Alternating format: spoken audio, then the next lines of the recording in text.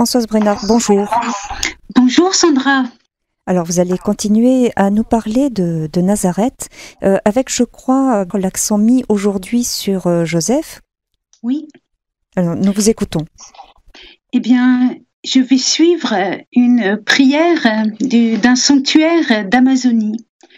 Je vous salue Joseph, fils de David, homme juste et virginal. Et je l'ai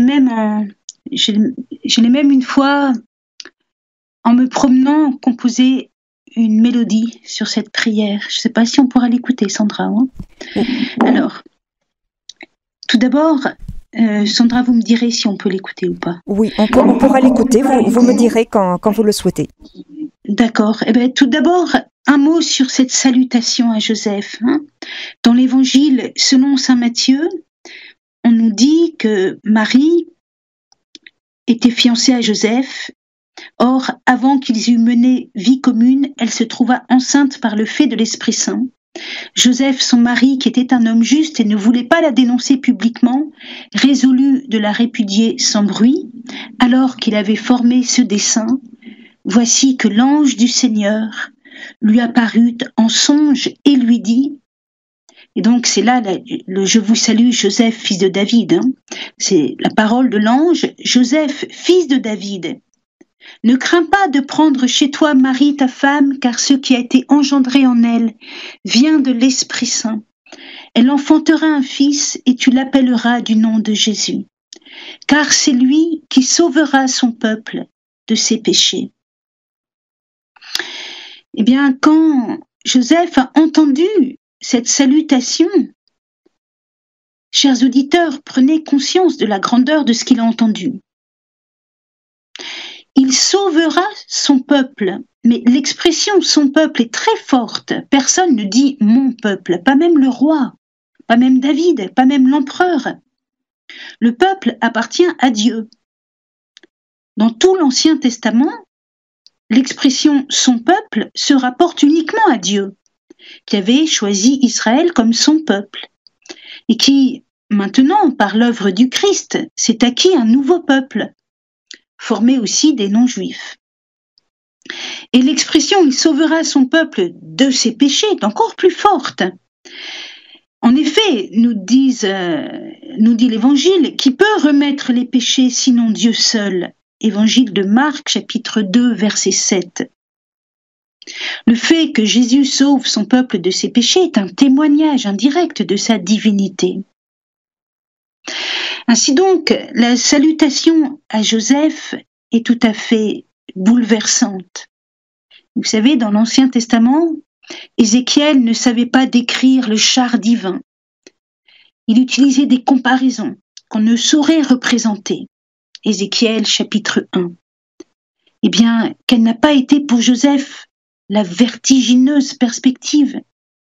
Il y avait de quoi s'écrier comme Moïse, « Excuse-moi, Seigneur, envoie, je t'en prie, qui tu voudras, d'autres. » Mais voici la stupéfiante simplicité de Joseph.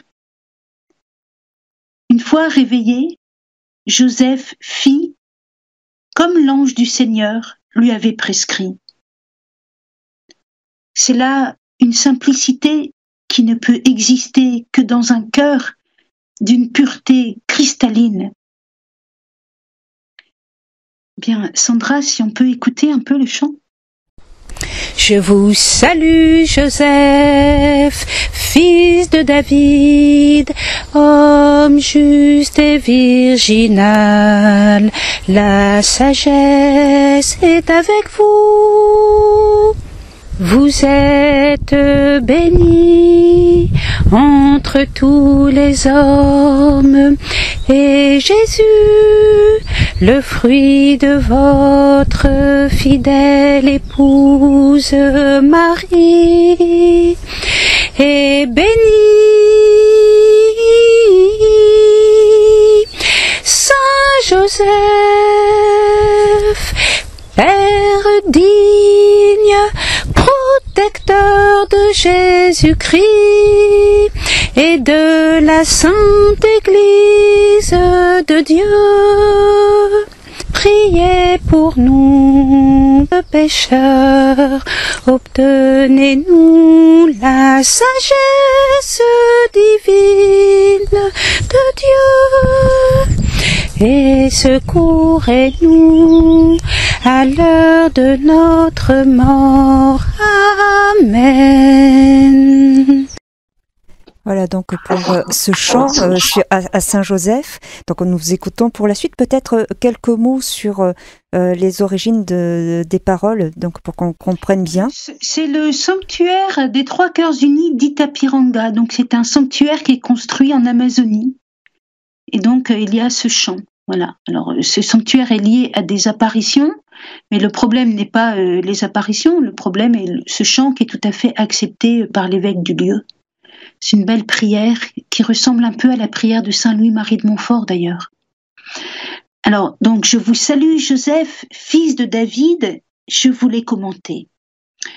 Homme juste et virginal.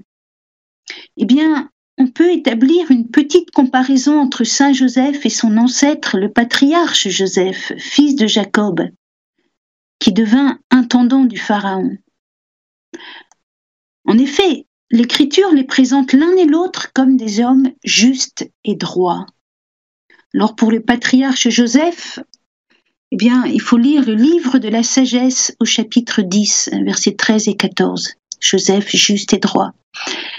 Et pour Saint Joseph, eh bien, Matthieu 1, verset 19.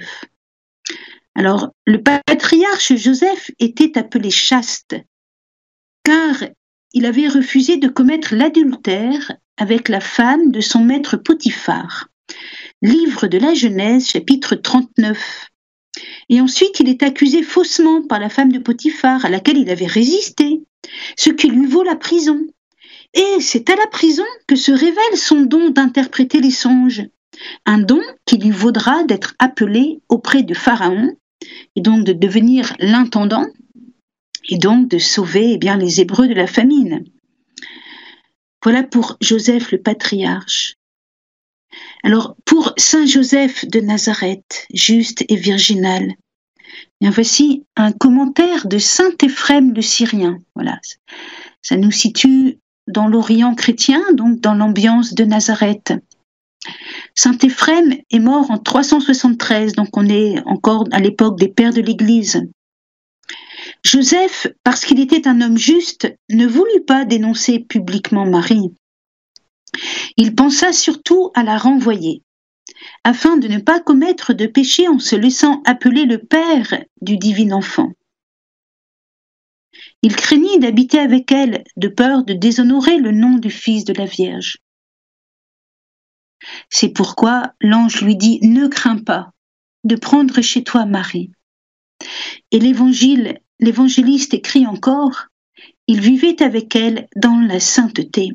Matthieu 1, verset 25. Alors, ce chant, cette prière, vous avez vu, dit aussi « La sagesse est avec vous ». Eh bien, là aussi, on peut se rappeler du patriarche Joseph. Quand il eut interprété les songes de Pharaon, celui-ci déclara « Trouverons-nous un homme comme celui-ci, en qui soit l'Esprit de Dieu ?» Alors Pharaon dit à Joseph « Après que Dieu t'a fait connaître tout cela, il n'y a personne d'intelligent et de sage comme toi. C'est toi qui seras mon maître du palais, et tout mon peuple se conformera à tes ordres. Je ne te dépasserai que par le trône. » À partir de ce jour, Joseph régit donc toute la maison de Pharaon. Alors, on voit bien le lien avec Saint Joseph. Saint Joseph, alors c'est le Seigneur, c'est le Créateur, c'est Dieu qui l'établit comme maître du palais, maître de sa maison. Voilà. Alors, je voudrais vous faire aussi découvrir la sagesse, puisque dans cette prière, on dit « La sagesse est avec vous ». Ouvrons la Bible au chapitre 7 du livre de la sagesse, versets 26-28. La sagesse est un reflet de la lumière éternelle, un miroir sans tache de l'activité de Dieu, une image de sa bonté. Bien qu'étant seule, elle peut tout. Demeurant en elle-même, elle renouvelle l'univers, et d'âge en âge, passant en des âmes saintes, elle en fait des amis de Dieu et des prophètes, car Dieu n'aime que celui qui habite avec la sagesse. Alors, quand Saint Joseph a connu par un songe la conception virginale de Jésus et prit Marie, son épouse, il protégea l'enfant et sa mère en partant en Égypte pendant la persécution d'Hérode. Et on peut dire vraiment que la sagesse est avec lui. Saint Joseph habite avec la sagesse. Mieux encore, dans un autre livre de la Bible, le livre du Siracide, il nous est expliqué que la sagesse, c'est le livre de l'Alliance. La sagesse fait son propre éloge. Je suis issu de la bouche du Très-Haut. Ceux qui font mes œuvres ne pécheront pas. Tout cela n'est autre que le livre de l'Alliance du Très-Haut, la loi promulguée par Moïse, laissée en héritage aux assemblées de Jacob. Siracide, chapitre 24. Donc vous voyez cette histoire d'alliance, c'est ça la sagesse. Eh bien, au seuil de la nouvelle alliance, un homme et une femme sont interpellés. Dans la première alliance, c'est le oui d'Israël. Dans la nouvelle alliance, c'est le oui d'une femme, Marie, et le oui d'un homme, Joseph, qui vont réaliser la nouvelle alliance. Et Saint Jean-Paul II écrivit le 15 août 1988 au sujet de Marie. Au début de la nouvelle alliance, qui doit être éternelle et irrévocable, il y a une femme, la Vierge de Nazareth. Eh bien, un an plus tard, le 15 août 1989, il écrit au sujet de Joseph. L'homme juste, Joseph, qui portait en lui tout le patrimoine de l'antique alliance, a été lui aussi introduit au début de la nouvelle et éternelle alliance en Jésus-Christ. Ceci nous conduit au verset suivant de la prière. Vous êtes bénie entre tous les hommes, et Jésus, le fruit de votre fidèle épouse Marie, est béni. Eh bien, l'amour établit une communion. Joseph participe au mystère de l'incarnation avec Marie. Et Saint Jean-Paul II, dans sa lettre apostolique sur Joseph, qu'ils appellent Redemptoris Custos, le berger du Rédempteur, il dit que Joseph est entraîné dans la réalité du même événement salvifique. Il dit aussi, en ayant devant les yeux le texte des deux évangélistes, Matthieu et Luc, on peut dire également que Joseph est le premier à participer à la foi de la Mère de Dieu, et qu'ainsi il soutient son épouse dans la foi à l'annonciation divine. Il est placé par Dieu pour soutenir Marie dans son pèlerinage de la foi. Redemptoris Custos, paragraphe 5. Joseph aime Marie, mais oui, il a pour Marie l'amour d'un vrai époux, un amour encore plus beau grâce à l'influence exceptionnelle de l'Esprit Saint. Saint Jean-Paul II explique « Ce qui est engendré en elle vient de l'Esprit Saint ». Ne faut-il pas conclure devant ces expressions que son amour d'homme est lui aussi régénéré par l'Esprit Saint? Joseph, obéissant à l'Esprit, retrouva précisément en lui la source de l'amour, de son amour sponsal, c'est-à-dire conjugal d'homme. Et cet amour fut plus grand que ce que l'homme juste pouvait attendre, selon la mesure de son cœur humain.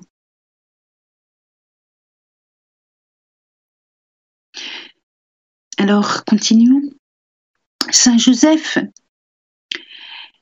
eh bien, la prière nous dit « Saint Joseph, Père digne, protecteur de Jésus-Christ et de la Sainte Église. »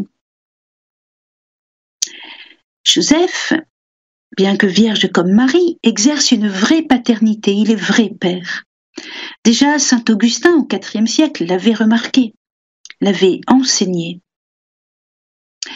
À Joseph, qui ne savait pas quelle attitude adopter devant cette étonnante maternité de Marie, l'ange révèle qu'il ne doit pas se considérer étranger. Et Jean-Paul II explique « En même temps que la puissance paternelle sur Jésus, Dieu a aussi accordé à Joseph l'amour correspondant. Cet amour qui a sa source dans le Père, de qui toute paternité au ciel et sur la terre tire son nom. Saint Paul, lettre aux Éphésiens, chapitre 3. Et même plus, Joseph exerce une paternité sur l'Église entière et donc sur chacun de nous, comme patron de l'Église universelle. Cette proclamation fut faite par Pie IX le 8 décembre 1870 et bien sûr reprise par les papes successifs. La Vierge Marie a immédiatement perçu que l'incarnation était un acte de la miséricorde divine. Elle chante la miséricorde de Dieu à la charnière du Magnificat. Eh bien, Joseph, en tant qu'époux de Marie, il a aussi épousé le Magnificat, qui chante Dieu le Père. La miséricorde de Dieu qui s'étend d'âge en âge sur ceux qui le craignent et sur Israël. Alors, même si Joseph a très peu extériorisé sa joie, parce que sa fonction de chef de famille nécessitait beaucoup d'écoute, une écoute docile à Dieu. Et Dieu, comme jadis à Élie, parle dans un silence léger. Mais le Magnificat est la clé pour comprendre le lien entre les parents de Jésus et Dieu le Père. Dans le passé, le cardinal de Bérulle voulait presque trop voir en Marie une représentation de Dieu le Père. Et en réaction, c'est en Joseph que Monsieur Jean-Jacques Ollier voulait trop voir une représentation de Dieu le Père, une ombre ou une icône trop immédiate. Dans le Magnificat, nous est montré que c'est d'abord par la louange qu'est désigné Dieu le Père. La Vierge Marie et Saint Joseph louaient Dieu le Père. Ils louaient Dieu. Et ceci nous fait un petit peu réfléchir sur la paternité spirituelle. Vous savez, si un père spirituel se considère un peu trop comme le médiateur direct de Dieu le Père Tout-Puissant, il peut connaître diverses souffrances. Il peut devenir le médiateur de la source unique de l'existence. Il y a un risque de désocialisation de la personne accompagnée, qui va avoir sa source uniquement dans ce père spirituel. C'est trop. Ou alors, ce père spirituel qui s'identifie trop à Dieu le Père va réinterpréter l'histoire de la personne accompagnée dans un risque de dépersonnalisation. Ou bien, il va y avoir une tension entre les paroles dites dans les entretiens et l'évolution des circonstances providentielles, où c'est Dieu le Père qui parle à travers les événements, les rencontres. Et finalement, il y a une tension et une tentation de demander au Père spirituel ce à quoi Dieu seul peut pourvoir. Et le Père spirituel lui-même va se mettre à souffrir, il se sent écrasé et incapable, évidemment, d'assurer ce qui revient uniquement à Dieu. Il va finir par démissionner, au mieux en se disant incapable, au pire en accusant l'autre. C'est ce qu'on appelle des dérives d'abus de pouvoir. Et nous voyez que la figure de Saint Joseph est extrêmement précieuse, parce que Saint Joseph est une source d'équilibre et d'inspiration. Il était vrai père, mais il priait Dieu le Père. Il a socialisé son fils, il a stimulé sa personnalité, sans pouvoir en sonder la profondeur. Et pour cause. Dans l'évangile de Saint Matthieu, la généalogie de Jésus, qui est aussi celle de Joseph, commence avec les patriarches. Livre de la Genèse de Jésus-Christ, fils de David, fils d'Abraham. Abraham engendra Isaac. Isaac engendra Jacob. Jacob engendra Judas et ses frères, dont Joseph, etc. Alors de Judas, ensuite on va jusqu'à David, etc. Mais toute cette généalogie n'a pas seulement pour but de nous dire que Jésus est fils de David. Elle nous parle aussi de l'âme, de l'esprit et du cœur de Joseph, et de Jésus. Car Joseph hérite du cheminement de ses aïeux. Or, le rapport des patriarches à leurs enfants était marqué par la bénédiction. Jacob désire même considérer les fils de son fils Joseph comme ses propres fils. Il les bénit lui-même, Genèse 48. On peut aussi penser à la bénédiction de Jacob pour tous ses fils. Toutes ces bénédictions indiquent une identité, une direction. Elles stimulent, elles engendrent. Quel modèle! Bien sûr que Joseph a béni son fils Jésus.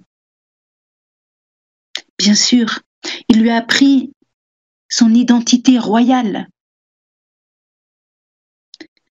Il lui a appris aussi l'identité sacerdotale qui lui venait de sa parenté, puisque vous savez que la parenté de la Vierge Marie est sacerdotale, puisque Zacharie, le père de Jean-Baptiste, officie au temple.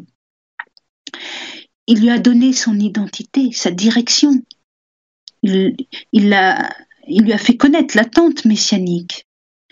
Bien sûr que Joseph a stimulé Jésus dans son atelier de charpentier. C'est tout un engendrement. C'est tout un engendrement. Et donc c'est aussi, Joseph, un modèle pour toutes les paternités dans nos familles et dans l'Église. Joseph, père de la Sainte Famille, et patron de l'Église. Alors, la prière que nous avons écoutée, salue donc Joseph, père digne. Et pensez bien combien ça a été concret. Cette paternité de Joseph qui a protégé l'enfant Jésus en Égypte, en subissant la pauvreté de l'immigration, et puis il est revenu à Nazareth, il s'est refait une clientèle, et puis il a appris ce métier de charpentier à Jésus. Il a vraiment été un père digne qui a assumé tout ce que signifie la paternité au niveau de l'éducation aussi, de la transmission d'une profession. Il a vraiment été le protecteur de Jésus-Christ. Vous vous rendez compte, quelle mission! Quelle mission! Et il est le protecteur de la Sainte Église. Quel réconfort à notre époque! Quel réconfort! Alors la prière s'achève par ces mots: priez pour nous, obtenez-nous la sagesse divine de Dieu. Mais je crois que je vous ai fait aimer la sagesse. Et secourez-nous à l'heure de notre mort. Eh bien oui, parce que c'est pas seulement contre Hérode que nous avons à lutter, c'est aussi contre Satan. Contre le prince de ce monde et contre Satan qui nous tente à l'heure de la mort. Et Joseph, qui a toute sa vie gardé la foi et l'espérance et l'amour, est à même de nous secourir à l'heure de notre mort. Il est la terreur des démons, bien sûr. Alors pour apprendre cette prière par cœur, au début je la trouvais un peu longue, mais vous pouvez observer qu'elle fonctionne toujours par 3. Regardez. Je vous salue Joseph, fils de David, homme juste et virginal, la sagesse est avec vous. Ça fait 3. Alors, vous êtes béni entre tous les hommes. Jésus, 2. Le fruit de votre fidèle épouse Marie, 3. Est béni. Ensuite, Saint Joseph, Père digne, protecteur de Jésus-Christ et de la Sainte Église. Ça fait 3. Et ensuite, priez pour nous pécheurs, obtenez-nous la sagesse divine de Dieu, et secourez-nous à l'heure de notre mort, ça fait 3. Eh bien, peut-être, Sandra, on peut l'écouter encore une petite dernière fois. Alors, ce qu'on vous transmet, c'est un YouTube qui est aussi sur ma chaîne YouTube, Joseph, prière d'Itapiranga. Alors, il y a aussi un autre chant dont un ami a composé la musique et que je vous recommande d'écouter. Vous trouverez très facilement sur mes playlists les chants. Voilà. Alors, quant aux chants que j'ai composés, moi, je suis pas du tout musicienne. Je sais pas écrire des notes. C'est simplement un jour, sur un chemin, j'ai chanté ça. Et je me sentais inspirée et je l'ai enregistré sur mon téléphone et c'est tout. Après, j'ai nettoyé le son et je l'ai mis en YouTube. Et s'il y en a qui savent le mettre avec des notes, eh ben volontiers. Voilà, je suis pas du tout, je sais pas le faire.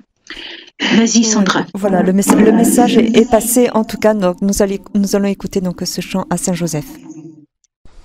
Je vous salue, Joseph, fils de David, homme juste et virginal.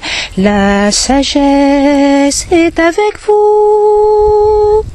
Vous êtes béni entre tous les hommes, et Jésus, le fruit de votre fidèle épouse Marie, est béni. Saint Joseph, Père digne, protecteur de Jésus-Christ et de la Sainte Église de Dieu, priez pour nous, pécheurs, obtenez-nous la sagesse divine de Dieu et secourez-nous à l'heure de notre mort. Amen. Voilà donc pour ce chant à Saint-Joseph. Et Françoise, vous faisiez référence en début d'émission à Saint Louis-Marie Grignon de Montfort, justement, qui a écrit aussi sur la sagesse. Si vous me permettez juste une toute petite citation. Pendant toute sa vie, la sagesse incarnée a cherché la croix avec empressement. Eh bien, voilà, tout un programme. Ah oui. La croix, alors, la croix d'amour. La croix, parce que la croix, c'est la victoire de l'amour sur la haine. C'est le monde qui est délivré de l'esprit du mal. La puissance de l'amour sur la croix, c'est ça la sagesse. La sagesse, c'est l'amour. Et l'amour jusqu'à la croix. Merci. Oh là là, elle est forte cette parole. Hein.